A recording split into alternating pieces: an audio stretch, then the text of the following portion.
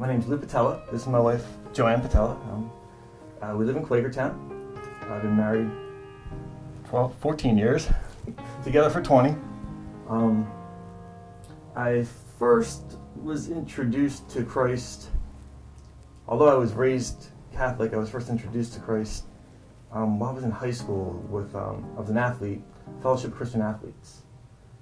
There I began to ask some questions, and over time started learning more. And actually it wasn't until about 3 years ago where I actually accepted Christ as my Savior. And I haven't been the same person since. I was raised Catholic, and I knew at an early age that I was meant to serve Christ. I wasn't sure of that direction. Originally I thought that my calling was to become a nun, and I realized early on that that wasn't the path that I should be going. It took a pretty long journey to figure out where I should be. I met my husband, and that journey started to make sense. I had my children, and at that point my youngest started going to school at Faith, that because of the Peralts. And then my youngest had asked me, why don't you go, Mommy, to church?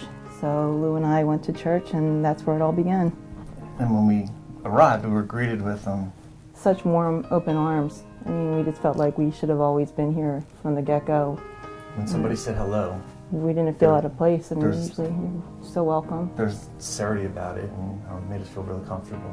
And it wasn't like church that we were used to. Right. Well, I call it church, but it wasn't like in Catholic church you go to Mass. So we're with a group of friends discussing and celebrating the Lord, and we weren't used to that, and we liked it. We really liked it. Yeah. And we continued to go, and started listening to Pastor Paul and giving his message through the gospel, and it made sense. Like everything just started to click, and for the first time we actually started reading the Bible, something we never did before.